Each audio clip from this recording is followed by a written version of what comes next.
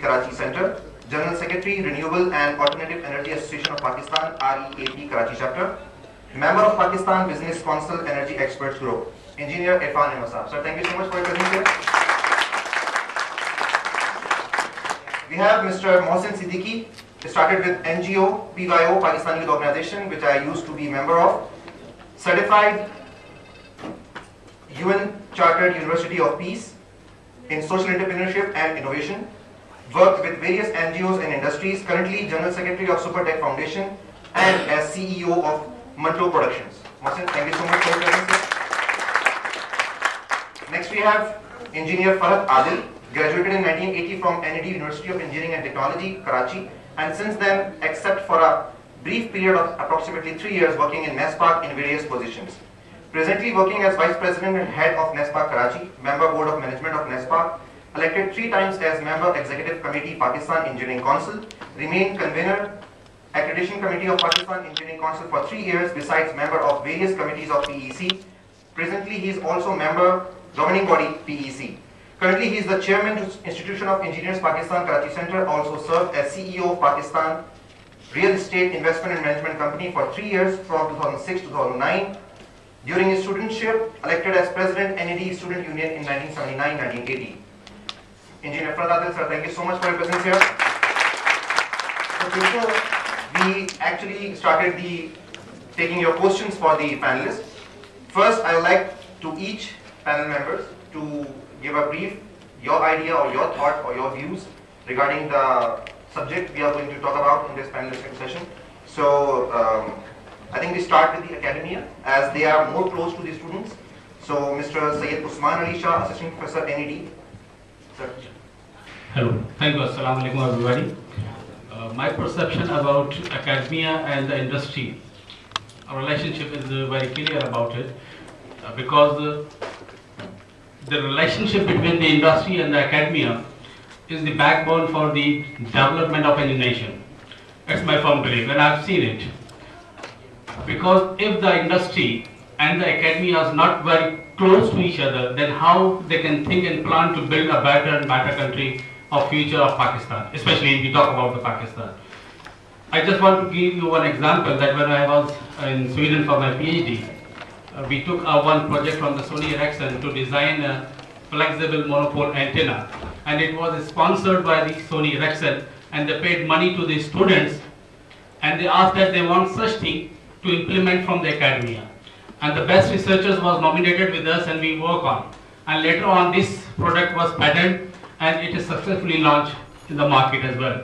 So I do believe that similarly if we can implement such things in our industry and universities, then we can have such successful story in future as well. Thank you very much.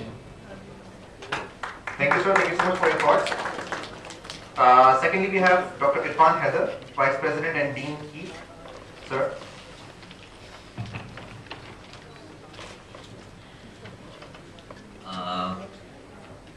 I would like to take a different view. I think, yes, industry has some responsibility regarding these kinds of interactions, but I think we have a lot to answer from the academic side. And I'll mention, starting from the very top. For instance, if we look at HEC and the curriculum designed by Higher Education Commission, I've been into some of those meetings where the curriculum is designed, and if you look at the proceedings of those curriculum design, you will find out that the participation of the industry in that design was minimal. Secondly, it should be the responsibility of Higher Education Commission to do research and tell the universities and others and the common people about what the demand in a particular field is going to be, so that the situation, as was mentioned earlier, where the job was of sales and the CVs that he was getting from telecom and all technical fields should not happen.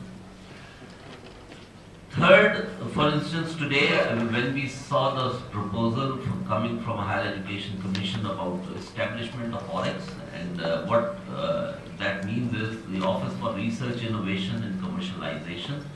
We see in that proposal, you need to establish, you should have a director, you should have a deputy director, you should have a manager, you should have the whole organizational structure. But what they are supposed to do, one doesn't know. The third important part, now that's the umbrella organization that should be doing something. When we come to the more detailed level, there is of course a drive all across our country towards publications of impact factor research. And that's good. I think it is promoting research among the faculty, and we must be doing that kind of research. But the problem in that is the impact is measured in terms of citations in journals that are published outside. That impact is not relevant to Pakistan. Yes, it may be relevant to Sony Ericsson, who is working in Germany or Sweden or wherever, and they are working on the state-of-the-art research, and that's the impact. But in Pakistan, we have a different situation. Our industry consists of multinationals who are not interested in doing any R&D in Pakistan. They just want to push their products. So Sony Ericsson in Pakistan is not interested in doing research in Pakistan. They are only interested in selling whatever antennas that they have built wherever.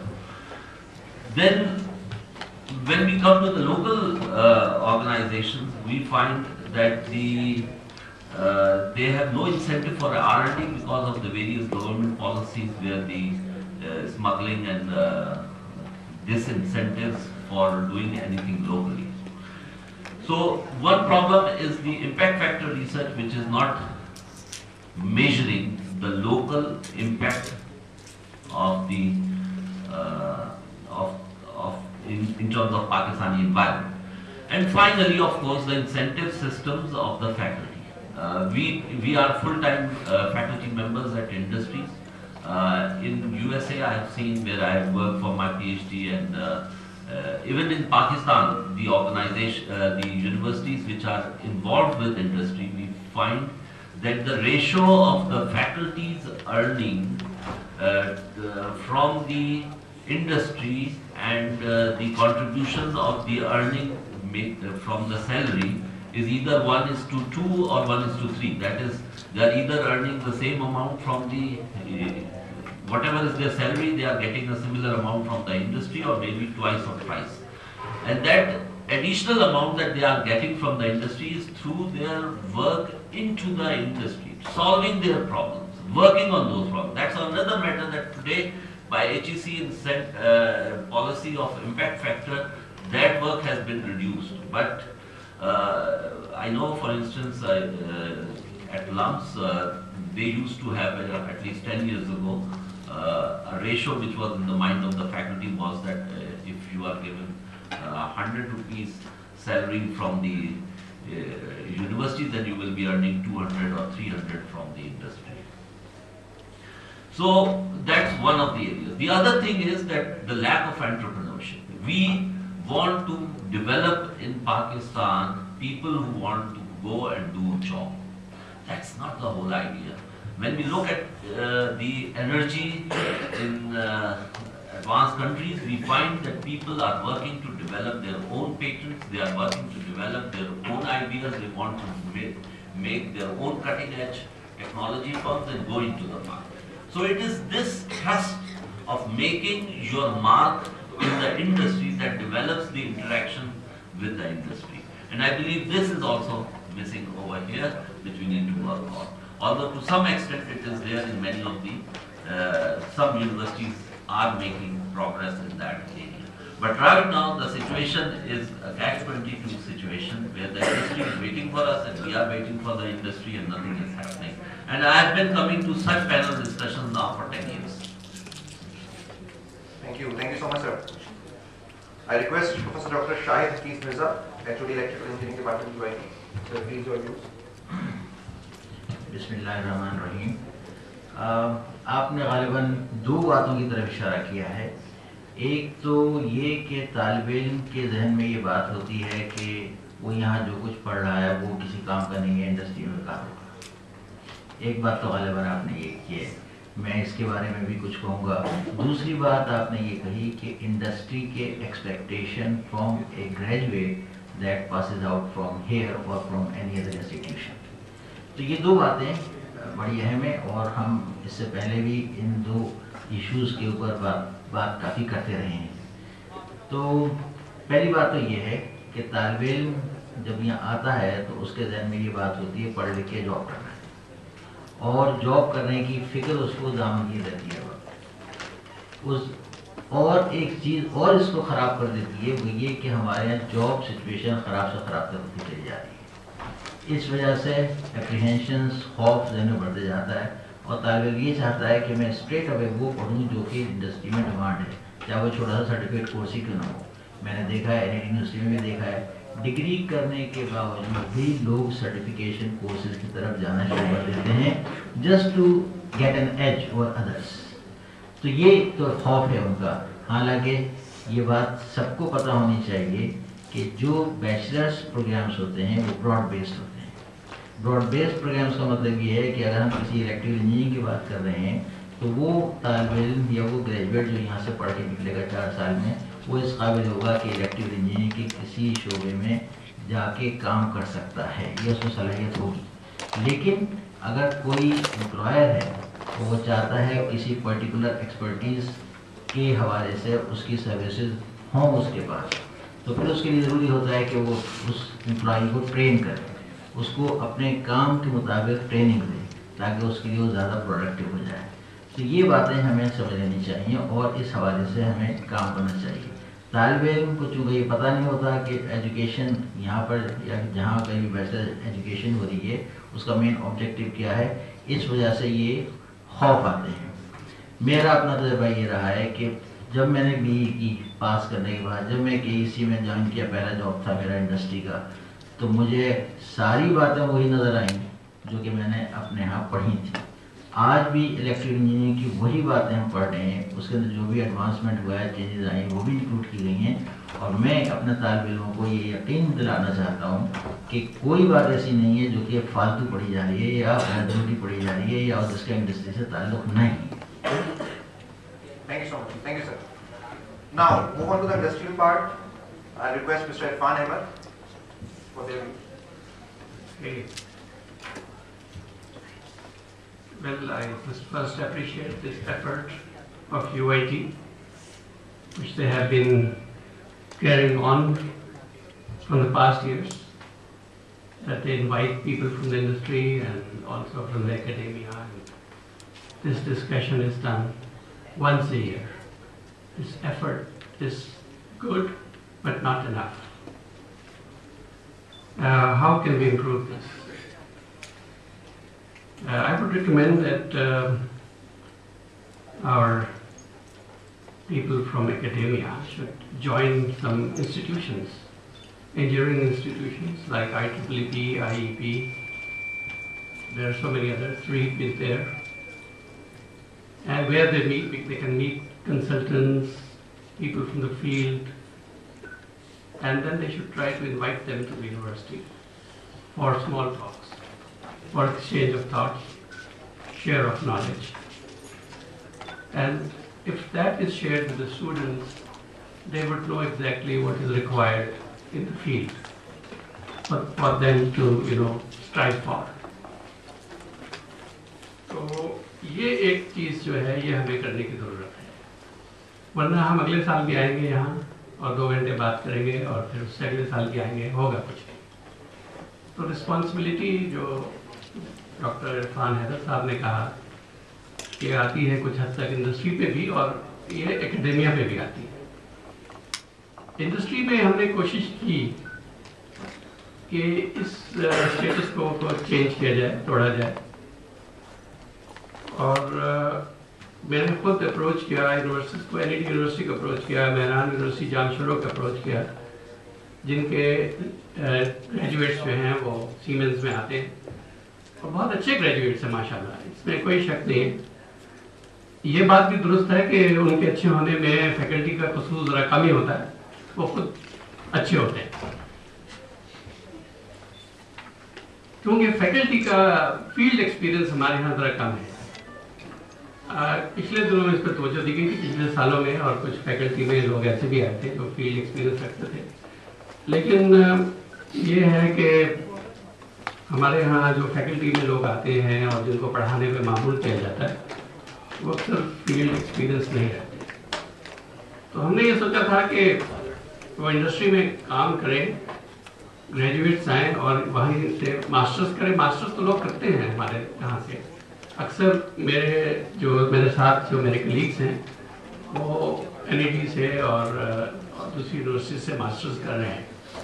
लेकिन हमने ये सोचा था कि चूंकि हम कुछ ऐसे काम भी कर रहे हैं इन मल्टीनेशनल कंपनीज में, ये बात इरफान हैदर साहब की सही है कि मल्टीनेशनल कंपनीज जो हैं they are in the business of making money. यहाँ R&D नहीं हो रही और मैनेजमेंट पे ज़्यादा तवज्जो होती है, लीडरशिप और एंटरप्रेन्योरशिप पे वो ज़्यादा जो है यहाँ उसको सपोर्ट नहीं करते, एनकरेज नहीं करते। उसकी वजह यह है कि डिसीजन सारे जो मल्टीनेशनल्स के हेड ऑफिस से वहाँ होते हैं, हमें सिर्फ उनको कैरी आउट करना होता है और जिन उनकी पॉलिसीज हैं वो हमें देख के बनती भी नहीं है। अब मैं अगर सीमेंस की एग्जांपल दूं आपको, सीमेंस 100 अरब यूरो का बिजनेस करती है world wide. Siemens AG Pakistan में 1 मिलियन यूरो का करती है, तो इतना बड़ा डिफरेंस है और हम तो बढ़ती नहीं मिली सी चीजें।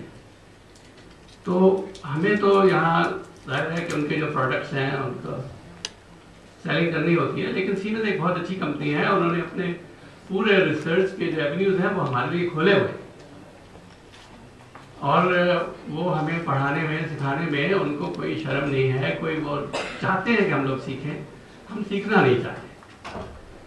तो हमने ये कहा था कि ये स्टूडेंट्स आए हमारे पास, यहाँ रहें और जो रिसर्च थोड़ी बहुत होती है जो हम करते हैं वो यूनिवर्सिटी के साथ शेयर करें और फिर आप उनको एक PhD की डिग्री भी दे दें। फिर वो फील्ड एक्सपीरियंस थोड़ा सा हमारे साथ हासिल करें और फिर वापस फैकल्टी में चले जाएं। ये एक कोशिश मैंने बहुत की, लेकिन हमारे जो सारी चीज़ें हैं वो मुंजबिद हैं। जो करिकुलम है वो चेंज नहीं हो सकता, उसमें कई सदियाँ लगती हैं। मुझे याद है कि जब मैं यूनिवर्सिटी में था, मैथमेटिक्स, ये 60s की बात है, लेकिन जो मैथमेटिक्स जिस किताब से पढ़ते थे टॉफ्टन मैके की, वो 1938 की लिखी हुई थी और हमें ये भी अंदाजा नहीं होता। डॉक्टर शाहिद हफीज मिर्जा साहब ने भी ये बताया कि बहरहाल एक बेसिक चीज़ तो वही रहती है, लेकिन रिसर्च जो है और जो इंसानी जहन को खोलती है उससे हम आशना नहीं हो पाते यूनिवर्सिटी में रहते हुए। ये चीज़ें जो है ये अब इंडस्ट्री थोड़ी सी यहाँ जो है मल्टीनेशनल्स हैं, ये थोड़े फोर फ्रंट में हैं, तो इनसे एक रिलेशन कायम करना है। हम तैयार हैं, जिस तरह भी हो सकता है हम करने को तैयार हैं, लेकिन थोड़ा सा है ना एक इंजीनियरिंग यूनिवर्सिटीज़ को भी चाहिए कि वो एक स्टेप फॉरवर्ड लें। और पहला जो मैंने बताया आपको तरीका यही है कि आप इंजीनियरिंग इंस्टीट्यूशंस में जो फैकल्टी मेंबर्स हैं वो इंजीनियरिंग इंस्टीट्यूशंस के मेंबर्स बने और वहाँ आके इंडस्ट्री के साथ फिर उनका राब्ता हो। बहुत बहुत शुक्रिया। Thank you so much, sir.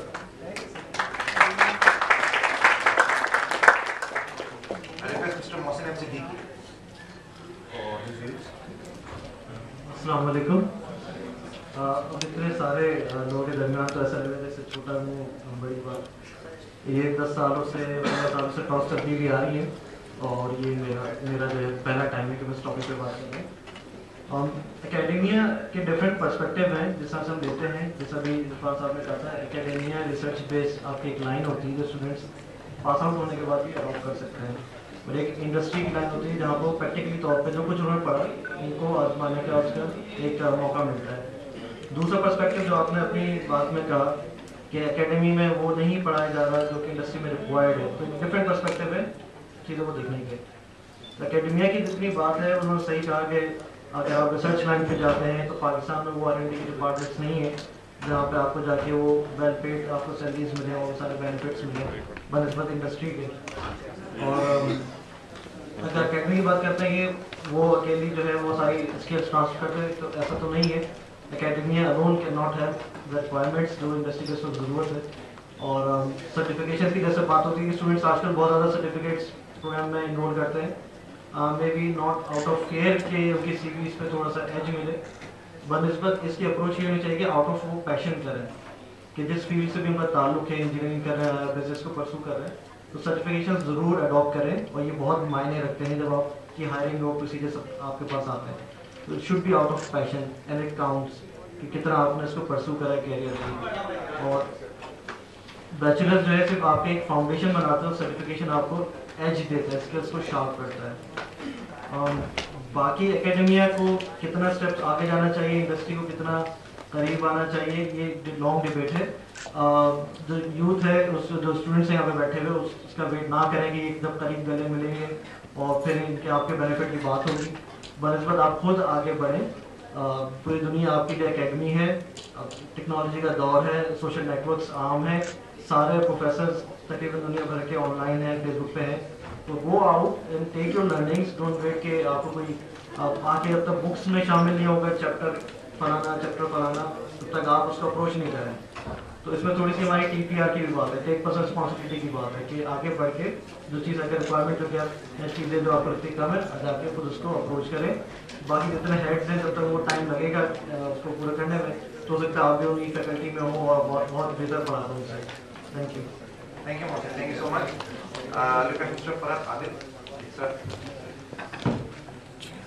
हाँ, पहले तो उस्मान इंस्टीट्यूट ऑफ टेक्नोलॉजी का मैं तो पहली बार आज मुझे अभी बताया डॉक्टर वसीम अख्तर साहब ने कि 5वें साल में ये प्रोग्राम हो रहा है। मुबारकबाद के मुस्तहक हैं आप लोग। और जैसा कि अभी आपसे बात भी हुई थी इस दौरान के, इसको बढ़ाना भी चाहिए कि किस तरीके से जो यहाँ डिस्कशंस होते हैं, जो बातें होती हैं, उसको आगे तक पहुँचाया जाए। जहाँ तक अभी ये असल में ये कोई नया सब्जेक्ट नहीं है सर, दिस इज बहुत ही ओल्ड सब्जेक्ट। जब हम, मुझे भी तकरीबन कोई 33 साल हो गए ग्रेजुएशन किए हुए, उससे पहले जो हम लोग यूनिवर्सिटी में तो उधर भी यही बातें होती थी कि कैसे इंडस्ट्री से मिला जाए, क्या मिला जाए। मेरे ख्याल उससे पहले वालों से ये बातें होती रहती होंगी। सॉरी टू से, मतलब I am not talking for UIT, ये पूरी एकेडमिक्स के लिए बातें हो रही है। डॉक्टर साहब आप डाल देते हैं कोई इसको, मतलब ये फैशन सा बन गया है कि टॉक, ये डिस्कशन करना कि क्या किस तरह लियाजन किया जाए। और यूनिवर्सिटीज जो हैं या इंस्टीट्यूशन जो हैं वो एक इंडस्ट्रियल लेयर ऑफिसर मुकर्रर करके या डिपार्टमेंट बना के अपनी जिम्मेदारियों से ओहदा बरा हो जाती है। वो सोचते हैं बस हमने ये बना दिया नोट्स। तो मैं, क्योंकि मैं नेस्पा से मेरा ताल्लुक है, we are one of the largest employer of engineers. माशाल्लाह हमारे यहाँ 1500 से 2000 तक इंजीनियर्स हैं और तमाम शोबों से ताल्लुक है, जिसमें जहाँ आपके यहाँ जो शोबे हैं वो तमाम ऑलमोस्ट सारे इंजीनियरिंग के शोबे, आर्किटेक्चर। तो हमारे हर साल हमारे एक अच्छे खासा रिक्रूटमेंट होता है, तकरीबन 100-150 लोग जरूरी है हर साल अपॉइंटमेंट डेफिनेट उनका है, लाजमी है कि 110 जो 10% है वो हमने रखने ही होते हैं।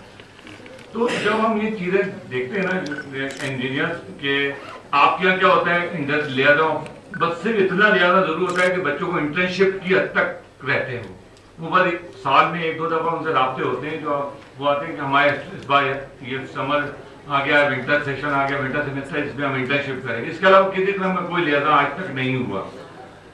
तो मैं ये कहता हूँ कि, और ये इस हकीकत से भी कोई इनकार नहीं कर सकता कि ये चीज़ बहुत ज़रूरी है, लेकिन किस तरह ज़रूरी है ये अभी तक इसकी जिम्मेदारी यूनिवर्सिटीज़ पे ज़्यादा होती है, क्योंकि एम्प्लॉयर की जिम्मेदारी नहीं है इतनी।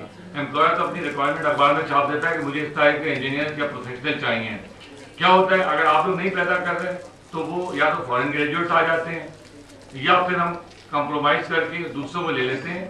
तो ये चीज़ें यहीं रह जाती हैं इस तरीके। इसके लिए बहुत ज़रूरी चीज़ ये है, मेरा क्योंकि ताल्लुक तालीम से बहुत दूर दूर तक नहीं है, लेकिन वाबस्ता रहा हूँ इंजीनियरिंग काउंसिल में, एक्रेडिटेशन कमेटी का मैं कन्वीनर था, फिर इंस्टीट्यूट ऑफ इंजीनियर्स में भी हूँ, तो पढ़े लिखे लोगों से वास्ता इस लिहाज से हो जाता है।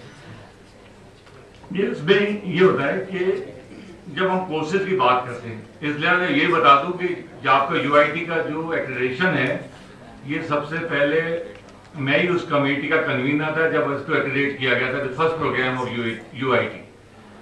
तो मैं उस वक्त से भी हम लोग बातें की, हम लोग बाहर वाले लोग क्या करते हैं, अपनी कोर्स की आपको सिर्फ रिक्वायरमेंट दे सकते हैं, लेकिन सॉरी टू से असातिज़ा हज़रात जो है ना वो कंप्रोमाइज करने को तैयार नहीं होते। बिल्कुल तैयार नहीं होते हैं। वो बिल्कुल एक चीज फिक्स हो जाते हैं ज्यादातर लोग कि नहीं हम तो यही, जरूरियात कुछ और है, हम कहीं ना कहीं से, क्योंकि सर थोड़ी मेहनत करनी पड़ती है, करिकुलम डिजाइन करना पड़ता है, करिकुलम अडॉप्ट नहीं करें, करिकुलम डिजाइन करें, जिसकी बहुत हमारी शिद्दत से कमी है। सॉरी हम एक चीज इमेजेस कैसे हैं वीडियो जो मैं अपने तजुर्बा बता रहा हूँ, हम चीज कुछ चाहिए होती है। मैं आपको अभी मिसाल दूं, ये यूनिवर्सिटी से हम कहते रहते हैं आपकी यूनिवर्सिटी से राब्ता कम है, इंस्टीट्यूशन राब्ता कम रहा, कुछ और यूनिवर्सिटीज के सूबों की बल्कि पूरे पाकिस्तान में हम खत भी लिखते हैं। मैं जरूर बताना चाहूंगा कि अभी हमने, और तो यूनिवर्सिटीज को अगर बताया जाए, इंस्टीट्यूशन को बताया जाए कि आपके यहाँ ये कमी है, कोर्सेज में कमी है या करिकुलम में कमी है, तो वो कुछ बहुत ज्यादा अप्रिशिएट नहीं करते हैं आपकी चीज को। ये भी तजर्बा है। बल्कि अभी हम रिटन टेस्ट लिए, पिछले साल की बात बताऊं आपको, पिछले साल रिटन टेस्ट लिए तो तकरीबन कोई हमने 300 के करीब बच्चों को शॉर्टलिस्ट किया फॉर रिटन टेस्ट। हमने रिटन टेस्ट लिए, उसमें अपने आप को शर्मिंदगी हो रही थी कि क्या क्या, मतलब बहुत छोटी छोटी चीजें जो कि बेसिक चीज है वो लड़के नहीं पढ़ा रहे। तो हम करिकुलम की बातें तो बहुत दूर की बातें हैं, पहले हम बुनियादी चीज भी हम लोगों को नहीं पढ़ा रहे, और जो कोर्सेज हैं, जो टीचर हमने जिससे पढ़ा, बहुत से टीचर नाम नहीं लूंगा क्योंकि बहुत सारे दुनिया में है नहीं, वो एक डायरी होती थी, वो मालूम है पिछले 50 साल से पढ़ा रहे, हमें ही पढ़ाती, आगे पढ़ाते रहेंगे। तो जो भी चीजें, मतलब चीजों को बार बार ये जरूरी होता है कि इंडस्ट्रियल लेयर्स जो है ना, it has to be oriented होना चाहिए प्रोफेशनली, और जो माहौल, लेकिन इस पे तमाम टीचर अल्लाह की बहुत बड़ी जिम्मेदारी है, क्योंकि वो ही आगे बढ़ सकते हैं, वो ही इसको आगे बढ़ा सकते हैं। तो आगे बात होगी तो इंशाल्लाह करेंगे। और ठीक है सर, मैं थोड़ा सा तख्ता उलट दूंगा, मैं एकेडमिक साइड पे हूँ। असल में ये मेरा जो शोबा है, इसको मैं बड़े गौर से देख रहा हूँ। देखिए हमारे साथ मसला, मैंने बहुत सारी चीज़ें ट्राई की, हमने कोई 15 प्रोजेक्ट्स अब पिछले 2 साल में इंडस्ट्री के लिए किए, उनसे प्रोजेक्ट लिया, अपने यहाँ कंपलसरी किया कि जो फाइनल ईयर प्रोजेक्ट है वो इंडस्ट्री से स्पॉन्सर्ड होना चाहिए, वरना आप नहीं करते। मतलब अगर इंडस्ट्री को जरूरत नहीं है तो हमें भी जरूरत नहीं है। अब हमने वो प्रोजेक्ट लिया, बड़ा अच्छा प्रोजेक्ट, वो इंडस्ट्री ने पैसे भी दिए उसको। अब वो स्टूडेंट का क्या हाल होता है कि जैसे ही एग्जाम आता है ना, तो उसका कंसंट्रेशन जो है प्रोजेक्ट के ऊपर 0 पे चला जाता है। अच्छा, फिर वो जैसे ही इम्तिहान से फारिग होता है, और जिस रोज उसका ग्रेड लग जाए उसके बाद तो वो मिलता ही नहीं है फोन करें, ठीक है सर। तो उसके बाद वो गायब हो जाता है। अब आप उसको ढूंढते रहते हैं। अच्छा, फिर हमने क्या किया कि हमने कहा कि अच्छा, जो ऐसा करते हैं, जो उस फाइनल ईयर वाले स्टूडेंट को पेयर करें सेमीफाइनल से, ताकि कम से कम वो आगे तो गाड़ी चले ना। वो पहला वो प्रोटोटाइप तो बन गया, बहुत अच्छा बन गया, उन्होंने पैसे भी दे दिए और वो चल भी गया और उसने पास भी कर लिया। फिर वो सेमीफाइनलिस्ट, अब वो जो सेमीफाइनलिस्ट है वो जब वो फाइनल में आता है तो उसके साथ भी वही हाल होता है। स्टूडेंट को एज ए टीचर जब मैं बहुत अच्छा लेक्चर देता हूँ ना, तो जान जल के रह जाती है जब वो पूछता है सर इम्तिहान में आएगा ये।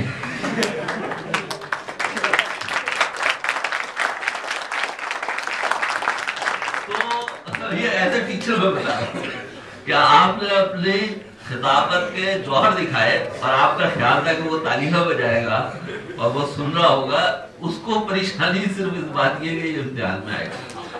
अब ये जो मसला है, ये मैंने बहुत किया और ये मैं बड़ी सीरियस बात करने वाला हूँ अभी एकेडमिक सपोर्ट। आज से कोई 2007 का एक लेक्चर है, last lecture by Randy Pausch, मैं उसके रेफरेंस से बात कर रहा हूँ।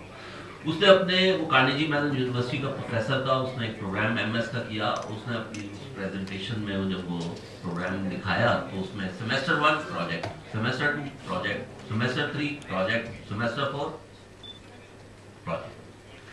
पूरा curriculum was project, it was only about doing things. हम लोग जो हैं, हमारे जो एकेडेमिया है उसकी फाउंडेशंस खड़ी हुई है ग्रेडिंग के ऊपर और करिकुलम को सब्जेक्ट्स के साइलोज में तोड़ने की। जब आप सर्किट्स पढ़ रहे हैं तो आपको डिवाइसेस का नहीं मालूम, और जब डिवाइसेस का है तो आप कहते हैं कि जी वो माइक्रो प्रोसेसर पता नहीं कोई और दुनिया की चीज होगी। ये सब जो है ना 40 अलग अलग दुनियाएं हैं, इनका आपस में कोई रब्त नहीं है। वो रब्त हम छोड़ देते हैं स्टूडेंट पे कि वो खुद बनाता रहे। There are horror stories that I have seen and I must confess, ये मैं कन्फेशन कर रहा हूँ, सॉरी, मतलब आपको ये हैरत होगी, एक यहाँ पर भी कर सकते हैं, हमारे यहाँ भी कर ले, किसी भी यूनिवर्सिटी में सिर्फ एक ये वाला करके देखें, ये 3 पिन प्लग होता है ना, तो इसके अंदर तीसरी तार जो उसका सुराख होता है ना, वो किस काम के लिए होता है, ये सिर्फ सवाल पूछना है। दूसरा, आप कोई कंप्यूटर साइंस वाले से ये पूछ लें कि यार वो वाइल लूप जरा लिख दो, आप you will be surprised. There आपने बेसिक चीजें बताई हैं, यू कैन। अच्छा, अब इसकी वजह सिंपली ये नहीं है, उन्होंने पढ़ा था और भूल गए।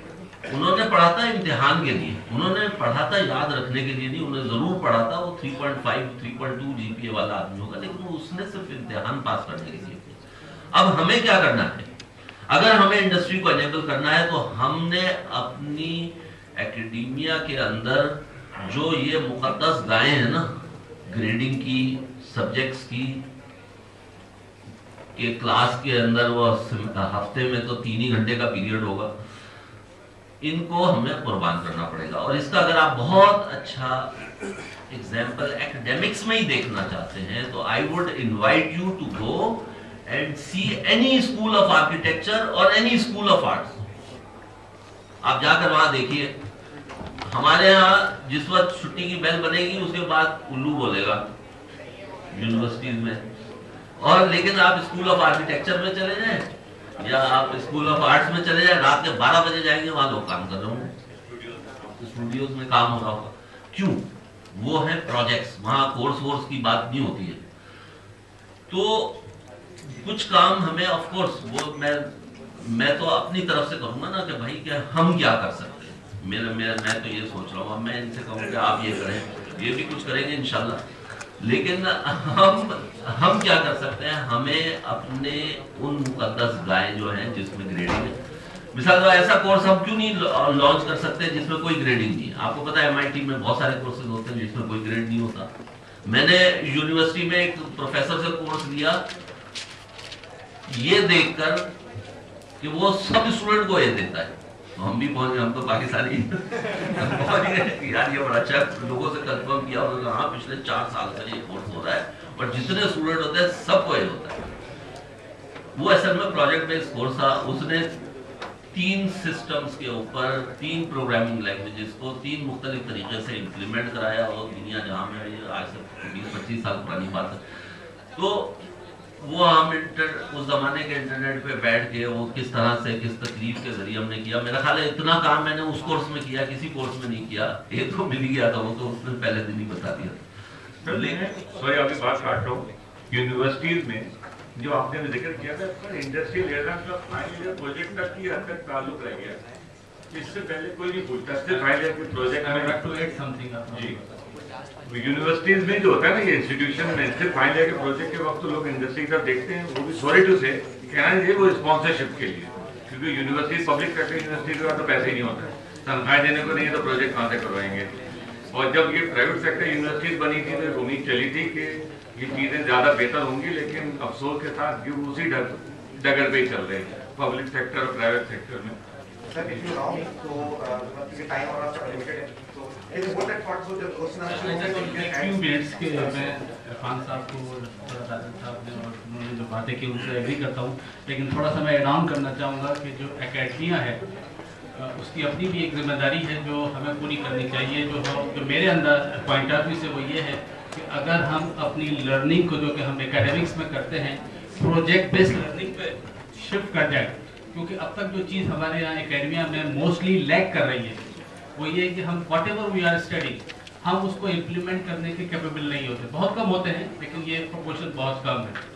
When I joined NED University after serving 10 years in university back in 2001, so I was the first teacher who started project-based learning in NED University Department of Electronics. So I got very much opposition कि ये क्या चीज़ है, ये जो sessional marks हैं, ये जो curricular work है वो सफ़र करता है, but I did not agree और वो चीज़ मैं कंटिन्यू करता रहा।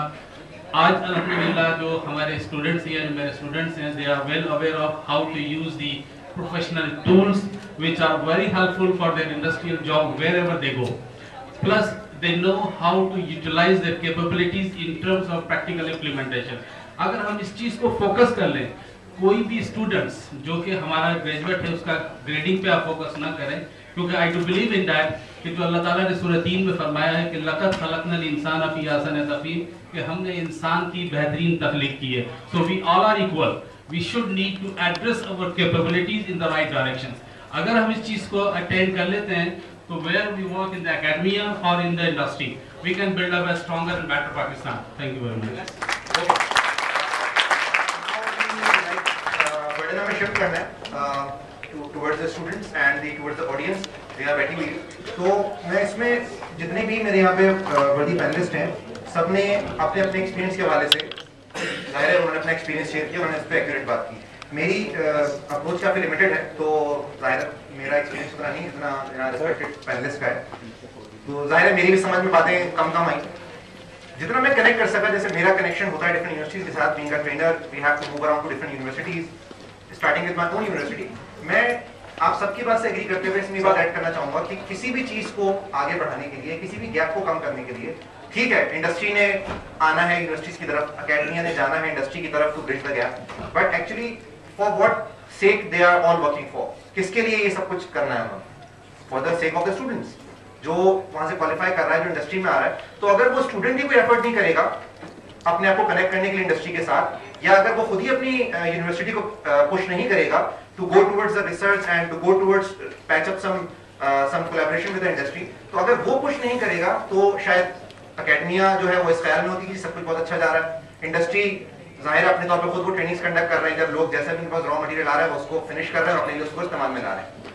तो सबसे पहली बात यहाँ फैकल्टी मेंबर्स ने की, मैं उनकी बात से एग्री करता हूँ कि जी लोग समझते हैं कि शायद मार्केट में जॉब्स नहीं है। जितने यहाँ पे शायद स्टूडेंट्स बैठे होंगे, मैं जिन स्टूडेंट से सेशंस होते हैं उनसे बात होती है तो वो समझते हैं मार्केट में जॉब नहीं है। ऐसा नहीं है, मार्केट में जॉब्स हैं। द पॉइंट इज कि क्या आप उस जॉब को डिजर्व करते हैं, क्या आप उस जॉब के काबिल हैं? अगर आप उस जॉब को कोई काबिल है तो वो जॉब आपके लिए है। अगर आप स्किल्ड नहीं है, अगर आप एक नॉर्मल कॉमन स्टूडेंट की तरह हैं जो एक एवरेज रैंक तो ले लेता है बट उसमें उसके अलावा और कोई एबिलिटी नहीं है, तो फिर वो जॉब आपके लिए नहीं है। फिर आप यही कहेंगे कि जी मार्केट में जॉब नहीं है।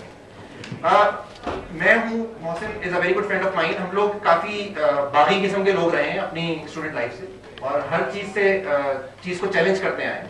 ये सिर्फ एक मैं एक्सपीरियंस शेयर कर रहा हूँ आप लोगों के लिए। बहुत सारे ऐसे लोग यहाँ दोस्त मेरे बैठे होंगे वो ये समझते होंगे यार ठीक है सब लोग अपने एक्सपीरियंस शेयर कर रहे हैं, कि इसलिए कर रहे हैं बिकॉज ये भी एक दिन आप ही की तरह इंस्टीट्यूट चेयर पे बैठा करते थे और आज माशाल्लाह इन्होंने अपनी लाइफ में कुछ अचीव कर लिया।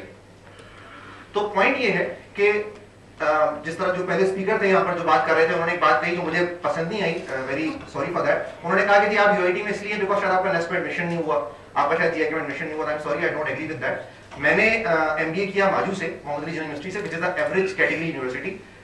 बट ऐसा नहीं था कि मेरा कहीं एडमिशन नहीं हुआ तो मैं माजू में आ गया था। I did BCom from Karachi university, I was the ACCA candidate during that. मेरा एट द सेम टाइम मैंने टेस्ट दिया था, आपको पता है सेम टाइम्स पे टेस्ट होते हैं डिफरेंट यूनिवर्सिटीज के। मेरा सीबीएम, पीएफकिट और माजू तीनों जगह टेस्ट क्लियर हो गया था। इंटरव्यू कॉल थे, इंटरव्यू तीनों जगह दिए, तीनों जगह से एडमिशन लेटर आ गया मेरे पास। नाउ इट्स माय ऑप्शन कि मैं किस यूनिवर्सिटी में जाता हूँ। तो मैं जरा सरफेरा हूँ, दिमाग घुमा हुआ है। हमने कहा कि जी उस यूनिवर्सिटी में क्यों जाएं जो ऑलरेडी एक रैंक रखती है, और अगर मैं वहां जाऊंगा तो मैं भी वहां किसी भीड़ में खो जाऊंगा, और जो वहां से अगर 300 ग्रेजुएट्स निकल रहे हैं, 200 ग्रेजुएट्स निकल रहे हैं कि अच्छा जी ये सीबीएम में ग्रेजुएट है, तो मुझे वहां इसलिए वैल्यू दी जाएगी कि मैं सीबीएम में ग्रेजुएट हूं। By I'll choose that university जो एवरेज है या एवरेज से बिलो है या एवरेज से करीब करीब फॉल करती है। I'll choose that university, और जब मैं इंटरव्यू के लिए जाऊंगा तो फिर उसके बाद वो इंडस्ट्री का बंदा उस यूनिवर्सिटी में जाके ये कहेगा कि यार आपकी यूनिवर्सिटी से एक बंदा आया था, तो वो फिर माजू का राहिल नहीं होगा, वो राहिल की माजू होगी। That's what my perception is for the industry. So आपको अगर कुछ जितनी बातें यहाँ पर हुई उसका जो पॉइंट है कि अगर हम जो बात कर रहे हैं गैप को कम करने की, अगर आप लोग अपना एफर्ट नहीं करेंगे तो फिर ये सब डिस्कशन जो यहाँ पर होगा और इसके बाद जो इस तरह के सेशन होंगे वो सब एक तरह से उसका कोई फायदा नहीं है। सो सर माइक अगर हमारे पास हो, एक हम माइक यूज कर सकें। मैं प्रकाश लोहाना, हेड ऑफ डिपार्टमेंट हूँ। कुछ बातें मैंने सुनी इंजीनियर खान साहब की, प्रोफेसर डॉक्टर खान साहब की कुछ चीज़ें आज में की हैं रिगार्डिंग दी। मेरा भी काफ़ी एक्सपीरियंस रहा है, मैं इंडस्ट्री में भी काम कर चुका हूँ। नेस्पाक में सर्व किया है तो तकरीबन 8-9 साल, और फिर एकेडमिया में हूँ। अच्छा, कुछ बातें से थोड़ा सा मेरा यानी इख्तलाफ है। कुछ खान साहब ने जो बातें की थी regarding the curriculum and the faculty, मैं थोड़ी सी चीज़ें बता दूँ यहाँ पे। कुछ चीज़ों के बारे में जैसे खान साहब ने कहा कि ज़ाहिर है हमारे पास कुछ रिस्ट्रिक्शंस हैं। देखिए, थोड़ा सा प्रॉब्लम हमारी कंट्री में ये है कि हम एक स्ट्रक्चर्ड वे में बहुत चलते हैं चीज़ों को। जब जितना आप एक स्ट्रक्चर्ड वे में बांध देंगे तो ऑब्वियसली अगर कोई नए आइडियाज, हम बैठे हैं यहाँ, डॉक्टर वसीम साहब बैठे हैं, मेरे साथ ये रोशन, हम लोग काफी टाइम सर्व करते हैं, बहुत सारे डॉक्टर शायद हफीज साहब बैठे हुए, लेकिन आके बात रुकती कहाँ है? रुकती यहाँ पे है कि यहाँ से पीसी इजाजत नहीं देगी, यहाँ एचईसी, तो फिर बात वहीं की वहीं ठहर जाती है। तो क्यों किया जाए? बात वही होती है कि नई चीज, नए आइडियाज को तब आप इंप्लीमेंट करें जब आपको ये लिबर्टी हो। दुनिया के दूसरे कंट्रीज में आप चले जाएं, यूरोप वगैरह का, में कहीं ऐसी चीज फिक्स नहीं की हुई है कि जी करिकुलम आपको इंजीनियरिंग का नहीं आप कुछ नहीं कर सकते, ये जो बताया हुआ यही एग्जैक्टली आपने करना है। अब मुझे बताएं, मैं उसके अंदर कुछ कर भी रहा हूं तो टाइम जाया करूंगा। वो टाइम जाया किया है हमने, ये बैठे सब बिल्कुल गवाही है इस बात के। फिर कंप्यूटर साइंस का बैठे हैं, सोच रहे हैं, इंडस्ट्री को बताया, बात आखिर में जब विजिट होता है, नहीं वो तो आप वही फॉलो करें जो उसकी वेबसाइट पे दिया हुआ है। तो जब यही सब कुछ करना है तो फिर जाहिर है मैं क्यों खामखा बैठ के अपना टाइम सर्व करूं, मगजमारी करूं, नए आइडियाज ले आऊं, इरफान साहब को ले आऊं, आपसे पूछूं, इनसे पूछूं, उनसे पूछूं, जबकि करना मुझे वही कुछ है। तो थोड़े से प्रॉब्लम जो है ना, इनको अंडरस्टैंड करने की यहाँ ये जरूरत है। मेरी एक रिक्वेस्ट है इस पैनल से कि रिकमेंडेशन जो है वो एचईसी और पीसी तक जानी चाहिए कि देखें ऐसे कभी नहीं होता। आप देखें, आप मुझे अगर बांध देंगे कि जी सर्कल में घूमना है तो मैं यहीं घूमता रहूंगा, मैं मुझे निकलने की जगह ही आप नहीं देंगे। मुमकिन है मैं गिरूं, धक्के खाऊंगा, कुछ होगा, लेकिन मुझे रास्ता नजर आएगा, मुझे पता पड़ेगा कि मैं कहाँ गलत हूँ। ठीक है, ये थोड़ा सा अनफॉर्चुनेट है। अगर किसी यूनिवर्सिटी में कहीं कुछ गलत हो रहा है, इसका कतई मतलब ये नहीं है कि पाकिस्तान की तमाम यूनिवर्सिटी में गलत हो रहा है कि एक बॉडी बैठ जाएगी कि जी हम जो कह रहे हैं वही करते हैं आप। तो ये थोड़ी सी चीजें हैं। बाकी रही बात प्रोफेशनल बॉडीज की मेंबरशिप के हवाले से, इरफान साहब ने कहा, मैं हमारी काफी फैकल्टी है, IEEE का मैं मेंबर हूं और काफी एक्टिवली काम करता हूं। IEEE कराची सेक्शन को रिप्रेजेंट करता हूं। उस हवाले से हमारे स्टूडेंट्स ब्रांचेस है, हमारे तकरीबन फोर्टनाइटली हमारी टेक्निकल मीटिंग्स बच्चों की होती हैं, सेमिनार्स, और यहाँ पर भी काफी हमारे जो है IEEE से बच्चों के लिए आ चुके हैं। तो ये चीजें UIT के हवाले से तो मैं बहुत कॉन्फिडेंस से कह सकता हूँ हो रही है। और हमारे प्रोजेक्ट्स भी जो है वो इंडस्ट्री से हम लोग करते हैं। अभी 2-4 प्रोजेक्ट्स हमारे सॉफ्टवेयर हाउस से हो रहे हैं। 2 बच्चे इस वक्त फाइनल ईयर के हैं जो कि सॉफ्टवेयर हाउस पे जॉब कर रहे हैं, और उनकी जॉब की टाइमिंग एग्जैक्टली ऐसे ही है जो यहाँ के टाइम के बाद जो टाइम बचता हो जाते हैं। तो वी हैव स्टार्टेड। अब ऑब्वियसली चीजें एक जगह आने में टाइम लगता है, एवोल्यूशन का प्रोसेस है। कोई ICT R&D फंड से भी यस, अभी हमारे 2-3 प्रोजेक्ट्स हमारे हैं जो ICT R&D फंड ने अप्रूव किए। वो प्रोजेक्ट्स भी हमारे जो है वो रियल प्रोजेक्ट्स हैं जो इंडस्ट्री के साथ हैं। तो कहने का मतलब ये कि चीजें हो रही हैं, कहीं ऐसा नहीं है कि फैकल्टी कुछ भी नहीं कर रही है या, लेकिन सवाल मैंने आपसे ये कहा ना कि हम रिस्ट्रिक्शन, हमारे पास जैसे इरफान साहब ने कहा प्रोजेक्ट बेस्ड लर्निंग बड़ी अच्छी बात है, आप जाके देखें दुनिया में ये चीजें हो रही है, लेकिन हम अगर जाएंगे भी तो हमारे पास रिस्ट्रिक्शंस हैं। मुझे पूरा सेटअप चेंज करना पड़ेगा। मैं करना भी चाहूंगा तो मुझे इजाजत ही मिलेगी, भाई आप फिर ये कहां से बनेगा, कैसे बनेगा, दिस इज नॉट पॉसिबल। तो हम वहां के रुक जाते हैं। तो ये चीजों को हमें ऊपर लेवल पे लेके जाना चाहिए, बात करनी चाहिए ताकि मसले का हल हो। वरना हम हर साल बैठ के ये बातें करके और यही खत्म हो जाएगी। क्योंकि कुछ चीजें हमारे इख्तियार में नहीं है। आई एम सॉरी टू से, एक्सक्यूज मी, मैं फरद आदिल साहब से एक रिक्वेस्ट करना चाहूँगा। देखिए, फरद आदिल साहब बहुत ज़माने से इंजीनियरिंग काउंसिल के साथ भी हैं, मेरे साथ भी इनका विजिट रहा है, मुख्तलिफ इदारों को हम लोग जाते रहे इंजीनियरिंग काउंसिल की तरफ से। तो ये जो बातें कही हैं इस वक्त प्रकाश चौहान साहब ने, मेरी गुजारिश ये होगी कि इनको ध्यान में रखते हुए कि हम किस हद तक टाइड हैं और किस हद तक फ्रीडम एक्सरसाइज कर सकते हैं, और आप इन बातों को ध्यान में रखते हुए हम ये भी गुजारिश करेंगे जब हम कुछ बात यहाँ से तय करें आप इंजीनियरिंग काउंसिल में भी पहुँचाएं होगा। 100%। सर एक मिनट जी सर, अभी बात की जरूरत है कि जो एक्चुअली होता है देखिए मैं उसी पे हूँ, मैं बिल्कुल अपने शोबे से हट नहीं रहा हूँ। सर करिकुलम तो एक है, जनरलाइज करिकुलम। हमारे यहाँ जो है ना, बच्चों को आप एक चीज कांस्टेंट पे काम करा रहे हैं। सॉरी टू से, यहाँ जो हमारे जो बच्चे यहाँ से पढ़ के निकलते हैं, किसी भी डिसिप्लिन के हों, आपकी यूनिवर्सिटी से हो, इंस्टीट्यूशन से हो, दूसरे इंस्टीट्यूशन से हो, मतलब वो कॉन्फिडेंस लेवल नहीं होता जो डिजाइन ओरिएंटेड लोगों का होता है ना, जहन में कुछ कर गुजरने का। वह ये समझते हैं कि कॉन्फिडेंस लेवल नहीं आ पाता। क्योंकि आप लोग उनको टेक्नीशियन बना रहे हैं, इंजीनियर्स नहीं बना रहे हैं। आप उनको सिर्फ चीजें चलाना सिखा रहे हैं, ये नहीं बता रहे कि चीज चल कैसे रही है। उसको ये बताएं कि इसको चीज को आगे पीछे करने से तो सॉरी आप डिफर जरूर, आप सर 100% इत्तेफाक आपको डिफर करने का, लेकिन हम लोग बता रहे हैं कि हम लोग कैसे लोगों से बात, मैं पहले बता चुका हूँ, मैं UIT की बात नहीं कर रहा हूँ, मैं इंस्टीट्यूशन ऑफ पाकिस्तान की बात कर रहा हूँ, बहुत पहले बता चुका हूँ। क्योंकि आपके इंस्टीट्यूशन पे तो हमारे यहाँ बहुत कम बच्चे आते हैं ना, हमारे दूसरी जगह से ज्यादा आते हैं, क्योंकि हमारे यहाँ इलेक्ट्रॉनिक्स के शोबा और दूसरे शोबे कम है। तो मेरा कहना ये है कि बच्चों को इस लिहाज से पढ़ाएं ताकि वो उनमें कॉन्फिडेंस लेवल आए और उनको ये पता चले कि ये चल कैसे रहा है और इसमें आगे पीछे करने से इसमें मजीद तरक्की कैसे की जाए, इसमें मॉडिफिकेशन करके क्या किया जाए, इन चीज़ों पर ज़्यादा तवज्जो दें। तो इसमें तो PEC का कोई ताल्लुक नहीं है। और जहाँ तक डॉक्टर शाहिद हफीज साहब ने कहा, वो तो ऑलरेडी अब इंशाल्लाह ताला दोबारा काउंसिल बनी है, दोबारा जो कुछ होगा इंशाल्लाह बेहतरी होगी उसमें। और मैं तमाम जो चीज़ें हैं ना वो I will share with you separately और जो आगे पहुँचाते हैं। ये सवाल है जो एक जो सवाल में जो बात आई थी, I must also support that Pakistan engineering council किस तरह से हाथ बांधती है। आप कोर्स का नाम तब्दील नहीं कर सकते। आप अभी वो रिसेंटली आए, कहते हैं आप लोग सेमेस्टर में 2 इम्तिहान लेते हैं, एक लिया करें। एक दिन वो कहते हैं कि आपके इंग्लिश के अंदर 3+1 कैसे है, इंग्लिश की तो लैब ही नहीं हो सकती। एक दफा ये मेरे पास रिटन उनके इंस्पेक्टर्स के लेटर जी, मैथ्स के अंदर मैंने कहा कि हमारे यहाँ 3+1 का कोर्स था कि 3 वो जो है ना लैब कराएंगे, मैथ्स की प्रैक्टिस होगी उसके अंदर। उन्होंने कहा नहीं मैथ्स की लैब कहाँ होती है, लैब तो वो होती है जिसमें सामान रखा हुआ होता है और उसके अंदर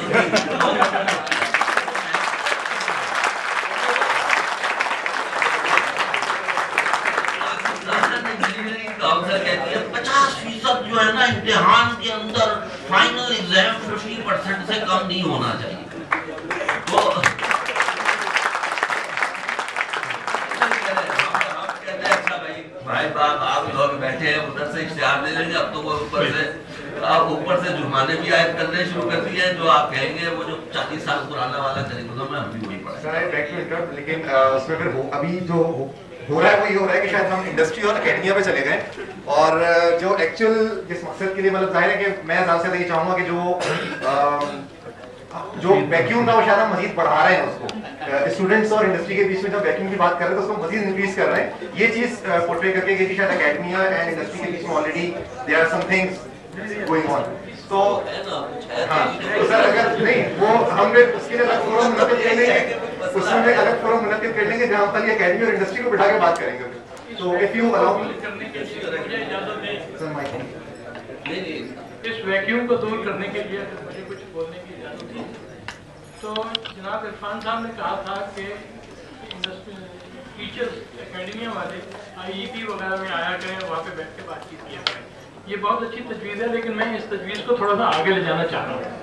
जैसे मेडिकल की दुनिया में हाउस जॉब का एक तरीका है, मैं ये समझता हूँ कि टीचर हजरात को इंडस्ट्री में गर्मियों की छुट्टियों में टाइम गुजारना चाहिए, इसी तरह स्टूडेंट्स को भी गर्मियों की छुट्टियों में इंडस्ट्री में जाना चाहिए। इंडस्ट्री वाले उनको वेलकम करें, उनको अकोमोडेट करें, पैसे दें या ना दें, उनको काम दें, और मेरी तजवीज़ ये तो जाते हैं।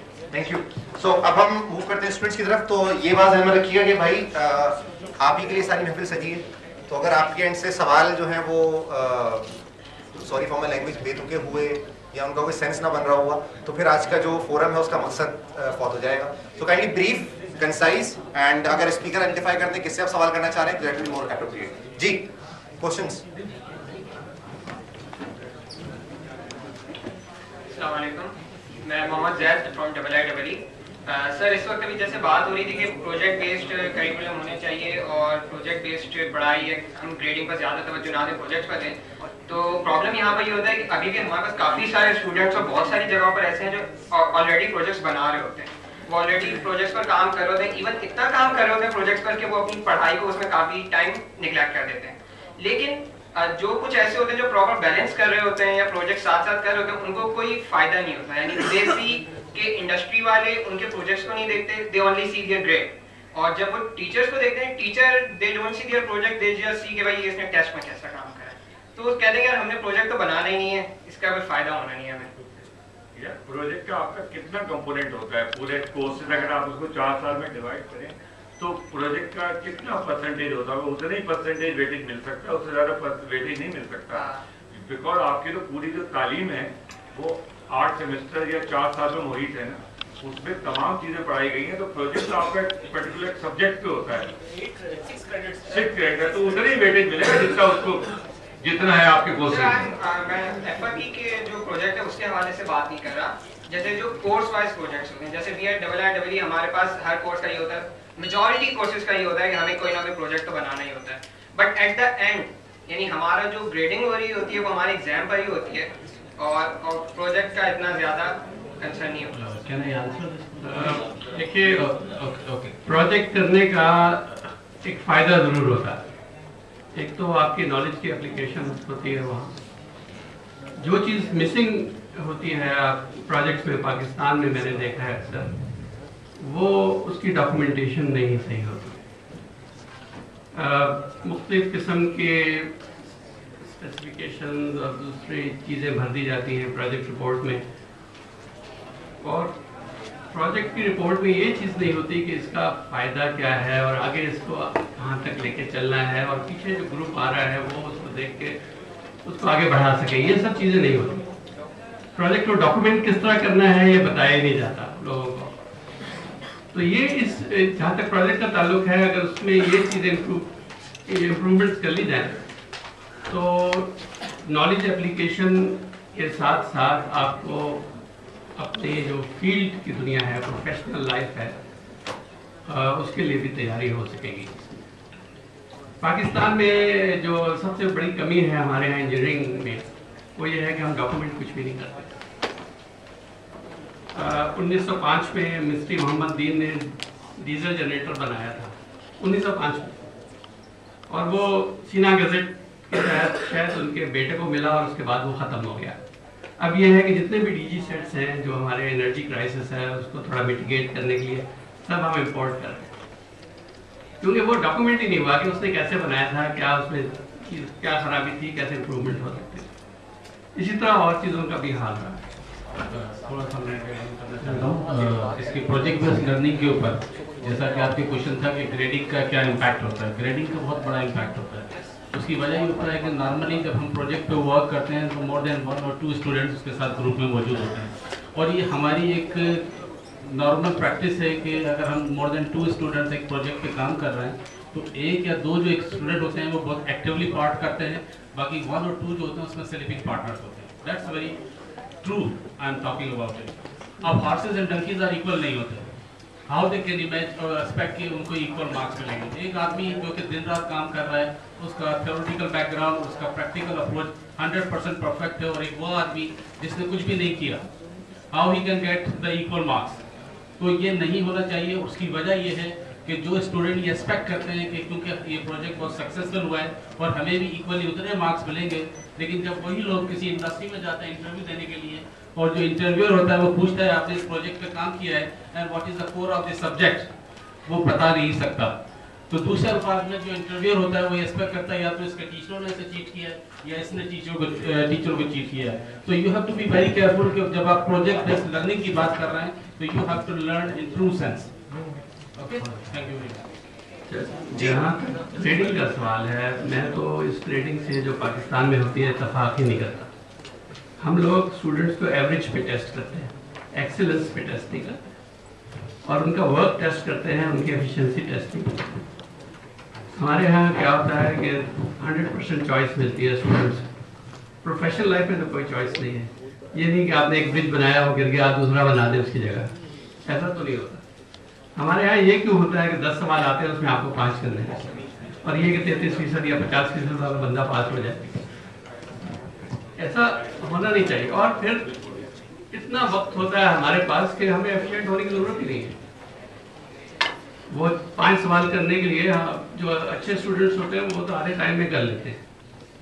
हमें दूसरे मुल्कों को देखना चाहिए जो टेक्नोलॉजी के फोरफ्रंट पे खड़े हैं, जिन्होंने तरक्की की है, जर्मनी की आप मिसाल लें, उनकी यूनिवर्सिटीज में एक बात बड़ी क्लियर है, एक बेसिक उसूल है कि हर शख्स इंजीनियर नहीं बन सकता। It's a race. जो टॉप क्लास होंगे, जो बेस्ट होंगे, वही आएंगे। वो एफिशिएंसी टेस्ट करते हैं, वो आपको 10 सवाल दे देंगे, चॉइस कोई नहीं होगी। लेकिन एक अबव एवरेज बंदा 4 से ज्यादा सवाल नहीं कर पाएगा उस टाइम में।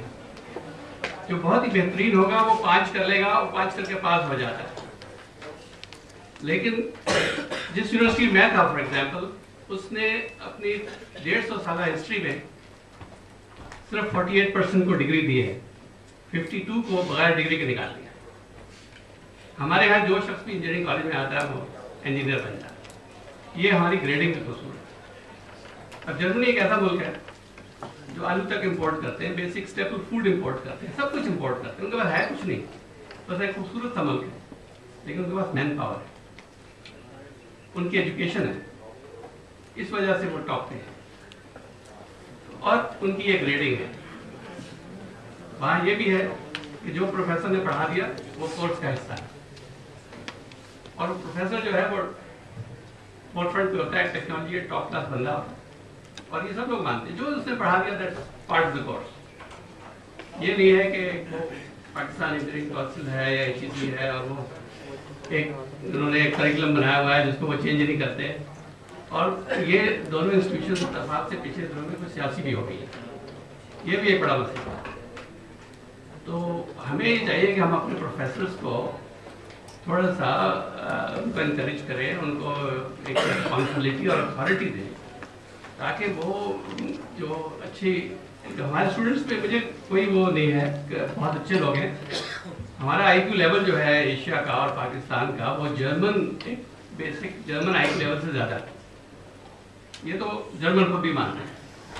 तो टैलेंट तो है और हमारी फैकल्टीज भी अच्छी हैं, लोग बड़े अच्छे पढ़े लिखे लोग हैं, लेकिन हमारा टेस्ट करने का तरीका जो है ना, वो उसमें थोड़ी सी इम्प्रूवमेंट चाहिए।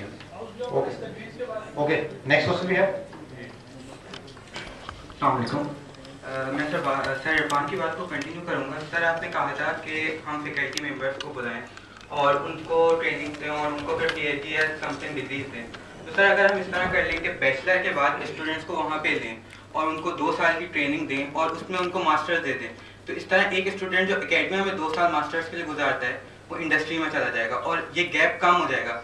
2 साल में इंडस्ट्री के एनवायरनमेंट से भी वो वाकिफ हो जाएगा और साथ ही साथ उसकी स्टडीज भी आगे चली जाएंगी, तो उसके लिए बेनिफिशियल नहीं होगा और हमारे इन्वायरमेंट के लिए क्या ये बेनिफिशियल नहीं होगा?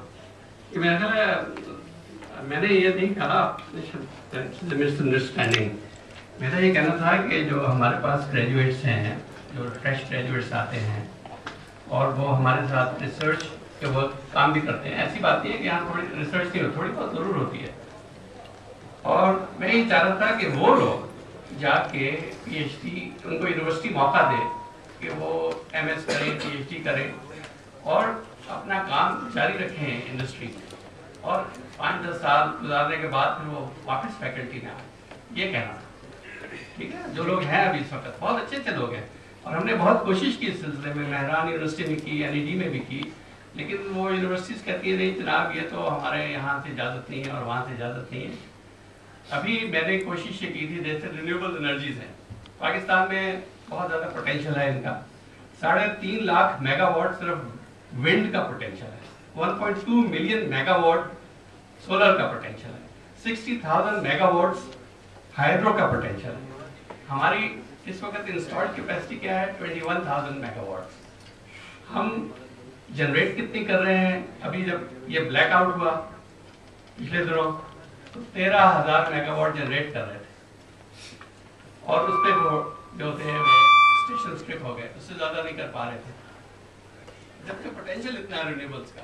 तब मैंने कहा हमारे जितने भी कंसल्टेंट्स हैं रिन्यूएबल्स के वो सब फॉरेन कंसल्टेंट्स हैं, सगूर है, क्यूब है, लामायर है, लोकल कंसल्टेंट्स ही नहीं, विंड रिसोर्स कंसल्टेंट्स। तो हमने कहा कि ये सब्जेक्ट जो है इंट्रोड्यूस होना चाहिए रिन्यूएबल्स का, एनर्जी इकोनॉमिक्स का। यूनिवर्सिटीज़ में मैं जेबिस्ट में भी गया, मेहरान से भी बात की, लम से भी बात की और लिख के भी दिया, सब कुछ किया, लेकिन कुछ नहीं हुआ। वो कहते जी PEC हमें नहीं करने देते, वो कहते हैं HEC नहीं हमें करने देते, आप HEC से बात करें। लेकिन ये बात जरूरी है कि फैकल्टी ने खुद भी कुछ नहीं किया, वो भी कोशिश कर सकते थे। ठीक है जी, नेक्स्ट क्वेश्चन। रिन्यूएबल एनर्जी के बारे में मैं एक बड़ा interesting doctor on ICT R&D fund के हेड थे। अब उन्होंने अपनी कंपनी बनाई है और अभी मेरी शाह अब्दुल लतीफ यूनिवर्सिटी में कॉन्फ्रेंस में उनसे मुलाकात हुई, तो वो एक सोल्यूशन लेकर आए हैं जो ट्यूबवेल्स हैं पाकिस्तान में, और उसके ऊपर वो पैनल्स लगा के, और 2 साल में ROI है, और he has a working solution in Bhutan. Probably some of you would like to go and see. That's a good. लेकिन जहाँ तक वो बात है कि HEC और PEC हम लोग डरे हुए हैं, आपको सही बता दें, अभी भी वो PEC ने कंपटीशन कमीशन ऑफ पाकिस्तान के कंधे पर रखकर बंदूक चलाई, 27 यूनिवर्सिटीज आ गई, 5 को कुर्बानी का बकरा बनाया गया और उनको 2.5 करोड़ का जुर्माना कर दिया। ठीक है, अब तो किसी ने जो है ना, वो अगर लिखा हुआ है ना उसके अंदर के कोर्स के अंदर ये कॉमा गलती से छप गया है नाम में, तो वो हम भी वो कॉमा डाल देंगे मेरा। अच्छा जी, क्या हुआ? या तो आपको सब कुछ समझ में आ गया या कुछ भी समझ में नहीं आया।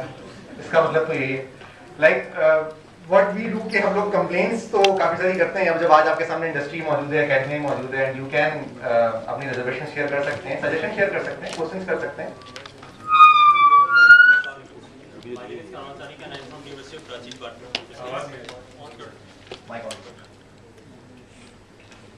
My name is Kamran Tariq and I am from University of Karachi, Department of Computer Science. Sir मेरा क्वेश्चन ये है कि कंप्यूटर साइंस के इंजीनियरिंग क्यों नहीं माना जाता? PEC वाले कंप्यूटर साइंस को इंजीनियरिंग नहीं मानते ना, PEC के सर्टिफिकेट नहीं देते वो, जबकि अमेरिका यूरोप में जो है वो एज इंजीनियरिंग एक्सेप्ट करते हैं कंप्यूटर साइंस को, और यहाँ पे जो है PEC। देखिए आप क्यों उसको इंजीनियरिंग एक्सेप्ट करवाना चाह रहे हैं? Why don't you feel proud of that कि you are a science graduate? और दूसरा ये है कि शायद आपका ये ख्याल हो कि नौकरी इंजीनियरिंग, अगर वो इंजीनियरिंग एक्सेप्ट हो जाए तो नौकरी जल्दी मिल जाएगी। देखिए बात सीधी आप लोगों के लिए जो यंग यहाँ लोग बैठे हुए हैं, इस सिंधी कहावत है कि सबसे अच्छा है कि इंसान खेती बाड़ी कर ले, अगर वो नहीं हो सकता तो तिजारत कर ले, तिजारत भी नहीं हो सकती तो नौकरी कर ले। लेकिन याद रखें कि ये नौकरी करना बहुत जलील काम है। हमें तो एंटरप्रेन्योर्स चाहिए आप लोगों में से, नौकरी करने वाले लोग नहीं चाहिए। आप पे इस कॉम के टैक्स पेयर का बहुत पैसा खर्च हुआ है, अब जाके आप जॉब संभाल लेंगे। हमें तो लोगों ने बताया नहीं था, वरना मैं कभी नौकरी ना करता। I would have gone for at least trading, तिजारत, ये जो भी सुन्नत भी है, ये हमें ये करना चाहिए। और जो कुछ आपने किया है, डोंट वरी अबाउट दैट कि वो ये एक्सेप्ट नहीं हो रहा, वो नहीं हो रहा, just do what you can. अभी ये हमारे मॉडरेटर हैं, उन्होंने भी यही बात सारी कही, just feel proud of yourself, just feel proud of what you have done, use that knowledge, that's good enough for you, okay? Ji, you want to move forward now, what look